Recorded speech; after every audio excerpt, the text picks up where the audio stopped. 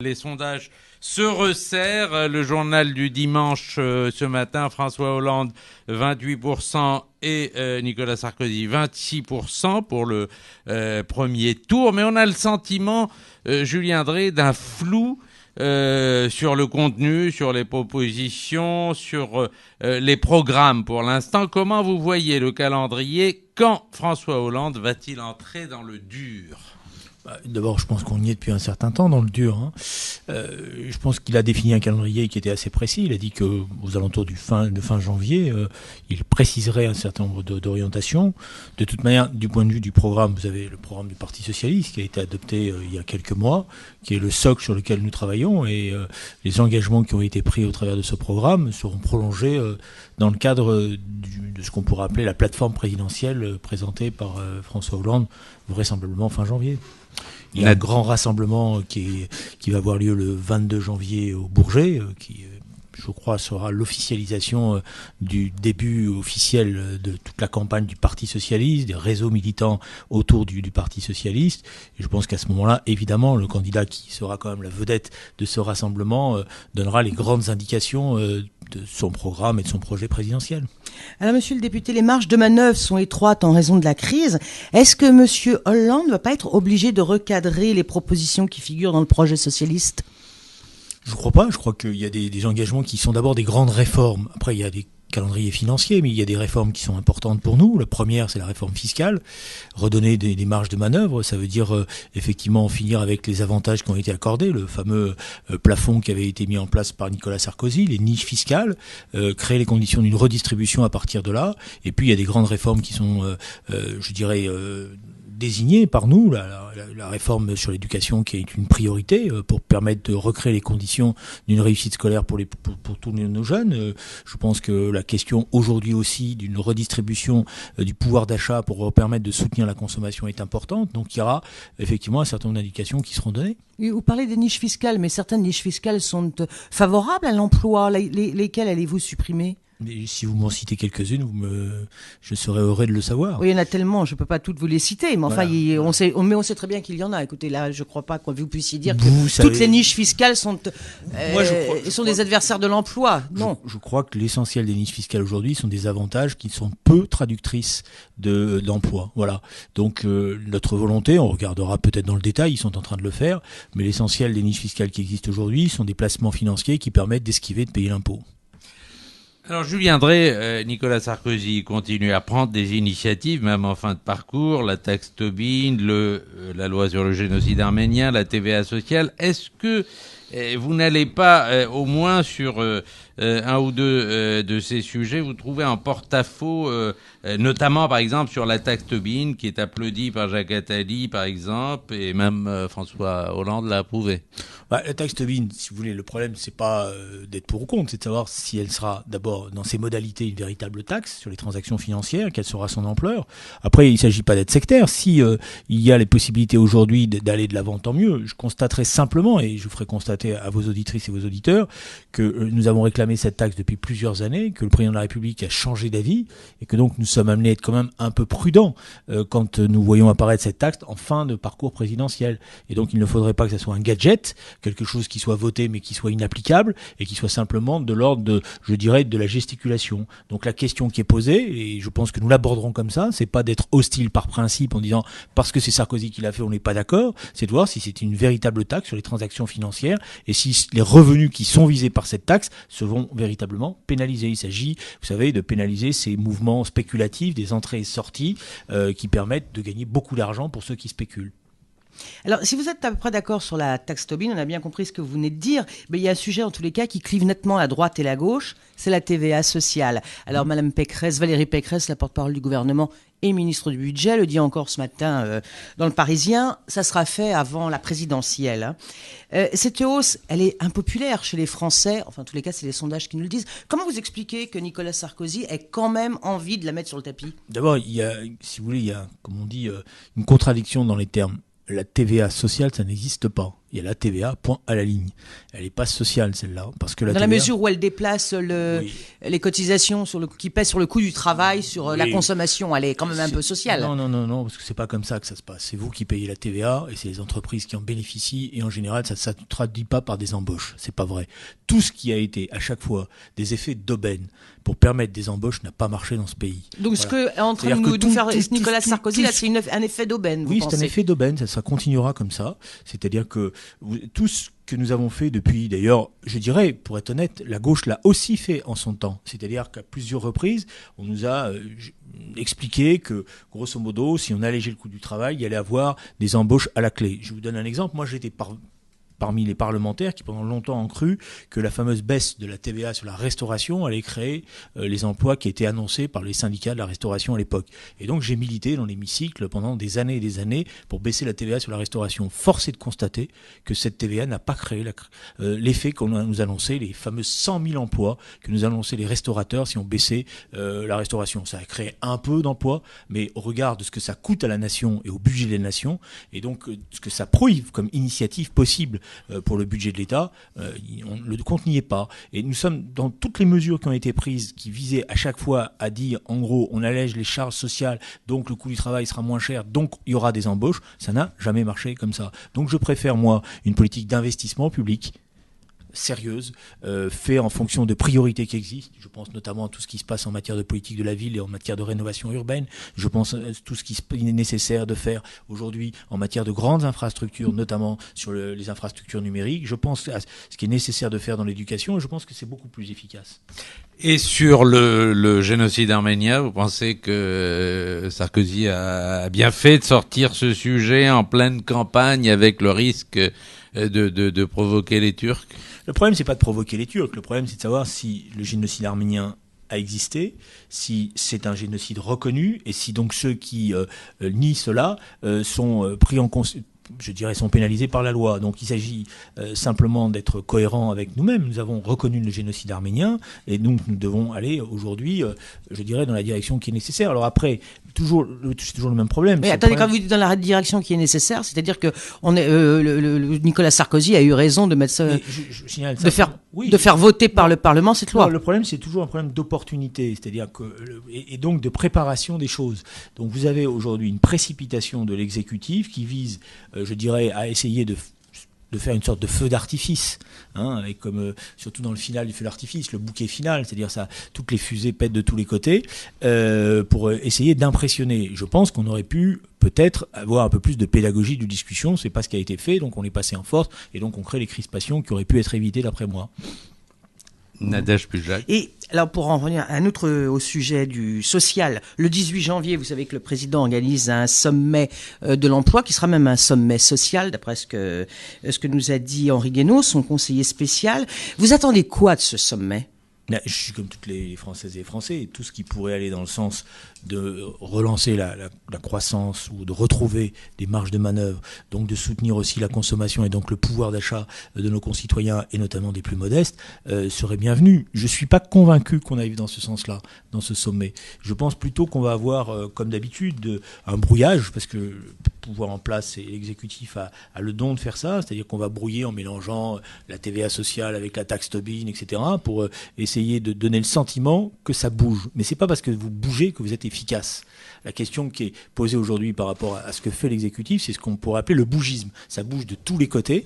Donc évidemment, ça peut donner même le tournis, mais c'est pas pour autant qu'on a de l'efficacité. Et on est emmené à se poser des questions sur l'efficacité, car on se dit pourquoi ils se mettent à bouger comme ça de tous les côtés, alors qu'ils avaient par le passé le pouvoir pendant plusieurs années et qu'ils n'ont pas obtenu les résultats qui étaient escomptés. Donc voilà, donc moi je suis sans a priori, je suis comme tout le monde, je vais regarder ce qui se passe, mais je sens bien plutôt de la communication que de l'efficacité. Alors, je viendrai sur le ton de la campagne. Il y a eu cette semaine cette polémique autour de la phrase de l'expression sale mec qui aurait été prononcée par François Hollande à l'endroit de Nicolas Sarkozy, ou à propos de Nicolas Sarkozy, puisque apparemment c'était une imitation du président de la République. C'est quoi? C'est une manipulation dans cette affaire? En 2007, moi j'avais la responsabilité de la campagne de Ségolène Royal, avec d'autres d'ailleurs, nous avions constaté qu'il y avait une sorte de task force, qui était d'ailleurs très très bien organisée, et qui a de manière systématique suscité des polémiques. Vous vous rappelez, la bravitude, des gens comme ça. C'est-à-dire que le moindre écart de langage ou la moindre virgule qui n'était pas politiquement correcte pour cette task force donnait lieu à, je dirais, une multiplication de prises de position. Là aussi, une sorte de pilonnage médiatique avec la multiplication des prises de position, des communiqués AFP, des dramatisations. Et pour tout ça, avec un sens, c'était brouiller la campagne de notre candidate à l'époque. Et nous avions d'ailleurs tiré la leçon en disant que nous n'avions pas assez réagi fermement lorsque ce genre de polémique s'était mise en place. Je me rappelle la fameuse polémique sur la bravitude, vous vous rappelez ça, début janvier, où on avait reproché à Ségolène Royal cette expression, alors que le candidat Sarkozy, lui, s'était permis... en parlant de l'héritage, il avait appelé ça l'héritation. Voilà. Mais personne n'avait fait polémique à l'époque. C'était passé inaperçu. C'était sur le mont Saint-Michel que ça s'était passé. Peut-être que c'était prédestiné. Donc je pense que nous avons, d'ailleurs, François Hollande l'a fait fermement. Nous n'avons pas l'intention de nous laisser entraîner à nouveau dans ce style de polémique. Donc, si la droite française n'a rien à dire que cela et envoie, je dirais, une sorte de meute médiatique, s'organiser, aboyer de tous les côtés, en dramatisant des choses et parfois en falsifiant des choses, puisque en la matière là, il y a eu falsification, eh bien maintenant nous allons répondre aussi fermement pour pouvoir avoir ce débat qui est nécessaire, parce que je pense que personne n'a intérêt. Aujourd'hui, dans l'état dans lequel se trouve le pays, au regard de la crise, au regard du doute qui s'est installé, des angoisses, des peurs de nos concitoyens, personne n'a intérêt à ce que la campagne électorale devienne une sorte de mano à mano viril. Tout le monde a intérêt à ce qu'on ait un vrai débat, serein d'ailleurs, sur les politiques. Il y a des politiques aujourd'hui possibles, différentes, et c'est aux Françaises, aux Français de choisir. Mais je dirais que quand on en est à ce stade de méthode de campagne électorale, ça veut dire quelque part qu'on a des problèmes et qu'on veut essayer de détourner l'attention, d'abord du bilan, parce que je crois que c'est ça le problème qui est posé pour le pouvoir en place, c'est d'esquiver le débat sur son propre bilan, son échec, et deuxièmement, que finalement, à part le bougisme, c'est-à-dire l'idée que chaque jour ça change, parce que c'est ça le fond de l'affaire. Il faut, et comme le monde médiatique est un monde qui a peu de mémoire, chaque jour on change, on réinvente toujours la même chose, on l'emballe d'une autre manière, et on a l'impression que c'est nouveau, et comme c'est nouveau, vous allez faire des papiers, vous allez faire des dépêches, et puis à partir de là, ça va créer, soi-disant, de l'événement. Mais derrière, il n'y a rien que du vent. Bon. En tous les cas, vous venez de nous parler de Ségolène Royal. Alors, on se souvient en 2007 que vous conduisiez la campagne de Madame Royal. Vous avez donc l'expérience requise pour donner des conseils, il me semble, à François Hollande. Alors, qu'est-ce que vous pourriez lui recommander de faire ou au contraire de ne pas faire ? Bon, d'abord, ces choses-là, ça se fait en privé, comme on dit. C'est pas à peine de dévoiler l'ensemble de nos batteries. Je pense qu'il a bien compris que l'erreur que nous avions commise en janvier, c'est d'avoir un peu attendu. Voilà. En janvier 2007. En janvier 2007, nous avions attendu, nous étions rentrés en campagne plus tardivement. Il a compris que, justement, il ne fallait pas laisser s'installer le climat que j'ai dénoncé tout à l'heure. C'est-à-dire laisser l'adversaire faire ce pilonnage médiatique qui installe un climat.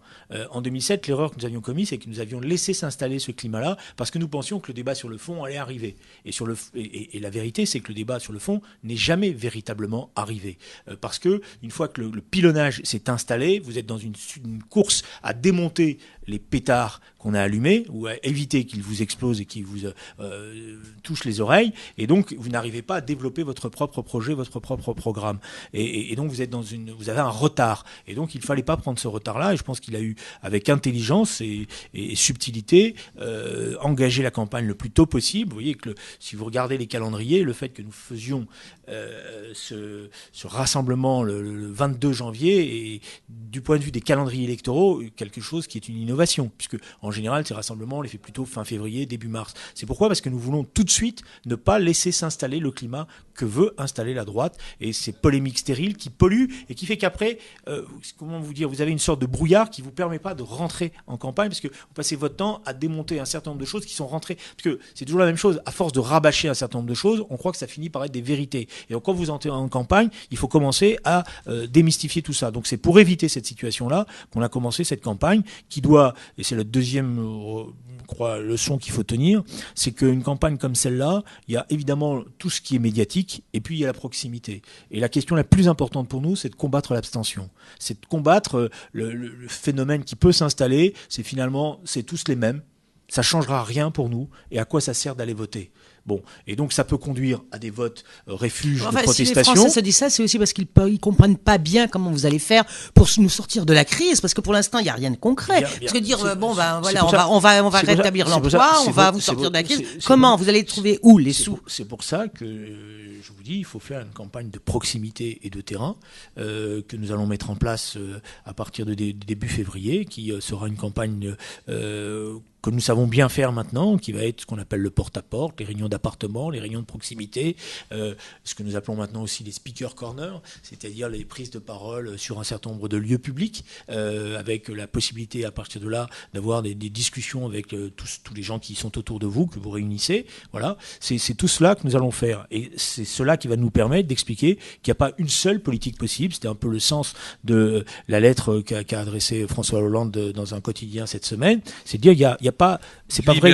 Voilà. Ne pas le nommer. C'est pas vrai. Il n'y a pas qu'une seule politique possible. Il y a une autre politique possible, celle que nous avons démontrée, avec d'autres priorités, mais qui passe évidemment par un point de départ, c'est-à-dire retrouver des marges de manœuvre, donc faire cette grande réforme fiscale, recréer de la confiance, recréer de l'investissement. C'est aussi les questions qui sont posées.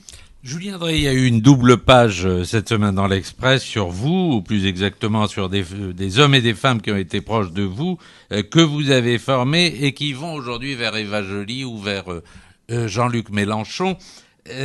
Alors les Julian Boys ou les enfants de Juju, comme dit l'Express, larguent les amarres et vont voir ailleurs. D'abord, il y en a beaucoup qui sont restés au Parti Socialiste. J'ai compté, il y a à peu près un tiers du bureau national du Parti Socialiste qui est passé par ce qui a été à l'époque la gauche socialiste et le courant que j'animais avec Jean-Luc Mélenchon. Donc ça a été une bonne école, puisque ça a formé des dirigeants de qualité, puisque tout le monde se les dispute. Donc je pourrais être fier, avec Jean-Luc d'ailleurs, de ce travail que nous avons fait et qui manque aujourd'hui à la gauche française. Parce que le travail de formation, d'éducation politique, ce travail important qui ne peut pas être économisé pour former des responsables qui ne soient pas simplement dans l'événementiel, qui soient adossés à une véritable culture politique, manque aujourd'hui à la gauche française. Eh bien, et d'ailleurs, je considère que dans les mois à venir, peut-être qu'à l'intérieur du Parti socialiste, cette question-là devra être à nouveau posée, parce que je sens dans l'échange, dans la qualité du débat, une faiblesse très forte liée à cette formation. Voilà. Après, vous savez, quand vous n'êtes pas au pouvoir, quand vous n'êtes pas dans une situation... on promet beaucoup de choses quand on n'est pas au pouvoir. Hein. Non, c'est pas ça la question. C'est quand et puis une fois qu'on y est... Non, ça Nadège, vous avez une formation politique qui vous permet d'éviter ce genre de petites formules faciles. Vous avez assez d'expérience pour comprendre que c'est pas aussi simple que ça. Le problème, en plus, moi, je suis pas de ceux qui promettent et qui ne tiennent pas. J'essaye d'éviter cela. Ça me vaut parfois quelques solitudes. Le problème, c'est simple, c'est quand vous formez des jeunes générations à un moment donné ou à un autre. D'abord, elles veulent voler de leurs propres ailes. C'est l'expérience de la vie. Vos propres enfants, à un moment donné, ils ont quitté la maison, ils ont été s'installer et vivre leur propre vie, et tant mieux. Premier aspect des choses. Deuxièmement, il y a aussi parfois la tentation... Oui, mais enfin, les enfants, en général, ils disent pas je tourne la page. Ce qui est le cas des deux personnes qui sont citées dans l'article qui sont chez Eva Joly et chez Mélenchon. Mais bon, c'est absolument normal, ça, pour moi. C'est-à-dire qu'on est dans un combat politique. Les gens ne sont pas forcément obligés de dire la même chose que vous toute leur vie. Bon, je considère malgré tout, et c'est ça qui m'intéresse, qu'il reste une matrice. Et c'est ça que je retrouve dans les comportements des uns et des autres. Il reste une matrice politique. Et quand nous sommes confrontés à des événements importants, eh bien, cette matrice, elle permet souvent de se retrouver. Alors, on explique dans cet article de l'Express que votre technique, c'est le bouton de veste. Attraper quelqu'un par le bouton de sa veste pour le convaincre. Est-ce que François Hollande est capable de ce type de campagne? Alors, l'expression bouton de veste n'est pas la mienne. C'est une expression classique de ceux qui font ce qu'on appelle le travail militant de terrain. C'est-à-dire, il faut, c'est une expression que nous avons entre nous, c'est nouer le contact, donc établir le dialogue. Donc c'est évidemment un travail difficile, parce que souvent les gens passent, ils vous écoutent pas, ils prennent le tract, voilà, donc il y a toute une formation nécessaire pour que lorsque vous êtes en distribution de tracts, en porte-à-porte, en vente de votre journal, eh bien vous arriviez à trouver les formules qui vont vous permettre de nouer le dialogue et donc d'avoir le débat politique. Voilà, c'est toute une expérience qu'il faut acquérir. Ça se fait pas du jour au lendemain. Vous savez, pour préparer les gens à faire du porte-à-porte, c'est pas facile à faire. Ou une réunion d'appartement, c'est pas facile à faire, ça s'improvise pas. il faut avoir déjà des réponses argumentées, charpentées, pour pouvoir, je dirais, saisir l'attention de ceux qui sont en face de vous. Il ne suffit pas de sonner à la porte et dire bonjour. Il faut dire voilà quels sont les éléments que je vous apporte et les éléments de discussion que je voudrais avoir avec vous. Voilà. Nadège Budjak. Pour les législatives, là, je voudrais savoir ce qui va se passer chez vous. Vous semblez avoir des difficultés dans l'Essonne. Je crois que c'est Malek Bouti qui veut être investi dans la même circonscription que vous. Alors, comment ça va se passer? Il va y avoir une mini-primaire dans l'Essonne? Écoutez, on verra bien. Voilà, donc d'abord parce que ma décision personnelle à moi n'est pas définitive encore, donc je l'ai dit, j'ai été parlementaire pendant déjà un certain nombre d'années, il ne faut pas mener le combat de trop, donc il faut apprécier la situation et il faut à partir de là voir si où vous êtes le plus utile et efficace. Donc c'est pour ça que j'avais demandé à ce qu'on précipite pas les échéances, parce que je pense qu'à un moment donné il faut aussi savoir préparer sa succession, il faut savoir passer la main, il faut savoir dans quelles conditions cela se fait. Et éventuellement vous pourriez passer la main à Monsieur Bouti. Ça, c'est les militantes et les militantes qui décident, c'est pas moi. D'accord. Et Jack Lang, justement, puisqu'on parle des législatives, alors Jack Lang va dans les Vosges. Alors, qu'est-ce que c'est un parachutage? C'est une forme de parachutage, mais réussi, puisque si j'ai bien compris, l'ensemble des militantes et militants qui ont été consultés samedi ont voté à l'unanimité ce retour aux sources, puisque c'est lui qui a employé cette expression. Voilà. Je pense que Jack Lang est une personnalité forte de la vie politique française. C'est un des personnages les plus populaires. Ça a été un très grand ministre de la Culture. Il considère qu'il a encore un rôle à jouer, c'est son droit le plus strict, et il veut être actif, et il considère par ailleurs qu'on ne peut pas exister dans la vie politique si on n'a pas un mandat politique, si on n'a pas la confiance du peuple, et je pense que cela est respectable. Julien Drey, Marine Le Pen se plaint de ne pas arriver à rassembler ses 500 signatures. Est-ce que vous pensez que l'absence de la présidente du Front National dans les présidentielles entacherait l'élection? Écoutez, la question est la suivante. Dans une élection présidentielle, on a créé un filtre. Pourquoi ? Pour éviter de se retrouver avec 50, 60 candidats. Et on a déjà des difficultés à avoir un vrai débat politique. Si vous aviez 50 ou 60 candidats, vous seriez dans une difficulté majeure. Donc ce filtre qui a été construit ou constitué a été amené à dire il faut quand même qu'un certain nombre de ceux qui sont les élus de proximité, qui connaissent le pays, qui sont respectés dans le pays, c'est-à-dire les maires, puissent donner l'aval à une candidature pour qu'elle puisse exister. On a fixé la barre à 500, ce qui est quand même au regard des 36 000 maires, plus tous les conseillers régionaux, plus les députés, quand même une masse d'élus qui sont capables de donner leur aval ou leur parrainage à une candidature. Donc la vraie question que doit se poser Marine Le Pen, c'est pas de dire la barre et nous m'empêche d'être candidate. La vraie question, c'est comment ça se fait qu'elle n'arrive pas à convaincre un certain nombre d'élus de parrainer sa candidature. Et donc cette question-là doit se la poser elle-même, c'est qu'est-ce qu'il y a dans son programme qui fait qu'un certain nombre d'élus sont méfiants ou défiants à l'égard de sa candidature. C'est pas à nous qu'il faut poser la question-là. C'est la question, elle doit être posée aux élus. Bon, certes, chaque parti donne des consignes à ses élus en disant soutenez d'abord votre candidat, mais il y a assez d'élus qui ne sont pas encartés aujourd'hui pour pouvoir les convaincre. Donc si le Front National a un problème avec un certain nombre des élus, c'est parce que son programme et la manière dont il exprime ce programme-là pose problème à un certain nombre d'élus au regard des valeurs de la République. Donc elle devrait plutôt balayer devant sa porte au lieu d'accuser les autres. Dernière question, Nadège Budjak. Alors, en 5 ans, Nicolas Sarkozy a réalisé beaucoup des mesures qu'il avait annoncées. Est-ce que vous lui reconnaissez des mérites ou bien tout est noir dans son bilan? Mais bon, d'abord, la vie, vous le savez comme moi, jamais tout est noir ou tout est blanc. Et je me garderai de dire cela, parce que on sait que les choses sont malheureusement parfois en demi-teinte. Ce qui est vrai, parce qu'on peut s'amuser à dire tel ou tel aspect des choses est intéressant. Ce qu'il faut regarder quand on arrive au terme d'un mandat, c'est ce que l'impulsion qui était annoncé, le fameux travailler plus pour gagner plus par exemple. Est-ce que la République irréprochable qui était annoncée, est-ce que tout cela s'est passé pendant ce quinquennat ou est-ce que ça ne s'est pas passé? La République irréprochable, je ne veux pas entretenir des polémiques artificielles, mais on en est quand même très loin. Le travailler plus pour gagner plus, on en est très loin. La place de la France, je dirais, dans la construction européenne a régressé. On le voit bien avec cette naissance de ce qu'on appelle la mer Sarkozy, c'est-à-dire le fait que la France, malgré tout, aujourd'hui, a la traîne de l'Allemagne. Et si elle a la traîne de l'Allemagne, c'est lié d'abord et avant tout à un contexte économique. Si nous sommes aujourd'hui dans une situation où nous sommes dépendants des agences de notation, c'est parce que nous nous sommes mis dans cette situation-là. C'est-à-dire notre économie émet des signes qui permet aux agences de notation, à partir de là, effectivement, de nous pénaliser. Donc, si j'avais un bilan à faire de ce qu'a représenté le quinquennat Sarkozy, c'est ce que nous disons, il n'a pas répondu aux attentes qu'il a suscitées, il a créé beaucoup de déceptions, et donc effectivement il faut tourner la page et écrire une nouvelle histoire.